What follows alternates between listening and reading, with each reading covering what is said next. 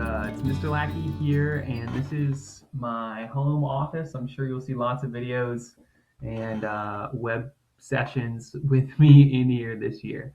I'm going to start just like I asked you guys. So in the middle there it says start your video by introducing yourself and the name you prefer to be called. So again, I'm Mr. Lackey. I prefer to be called that. I do have a first name. My first name is Dennis. But I guess I'm just traditional in the sense that I like students to call me Mr. Lackey. So, all right, so I'm going to answer two of these questions. The first question, I'm going to answer one of the dark ones on top. I'm going to actually start with the very first question. Would you rather go 1 year without your phone or without eating sweets? And how much money would it take for you to try this? Believe it or not, I actually think I'd rather try the year without a phone. I know that sounds crazy, but I feel like it could be good for me. I think I'm just like way too dependent on my phone. And maybe unlike you guys, I actually remember a time in life, I didn't get a cell phone until like the end of high school. So I used to not have one and I was just fine. I think it would be good for me to try a year without it because I've become so dependent on my phone. When it says how much money would it take to try this, I guess it would just take enough money for me to buy the things that a phone does that I would miss. Like I would really miss having a camera because my phone isn't my camera. So I'd want some money to like buy a digital camera. And I guess like I don't know, do they still make iPods? Because I still want to listen to music and podcasts. Um, and I guess I would need to buy a GPS because I use my phone for directions all the time.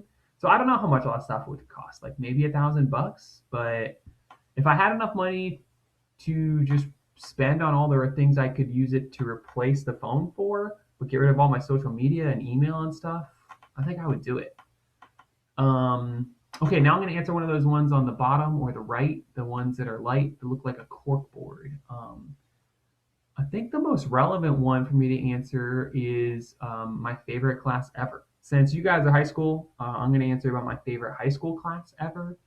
And it was actually my biology class. I think there was like a glitch in the schedule at my school. So, like, every single biology class had like 30 kids in it, but for some reason, my class only had like 10. So, we had this tiny little class, and it was really fun because there was like hardly anybody. It felt so casual.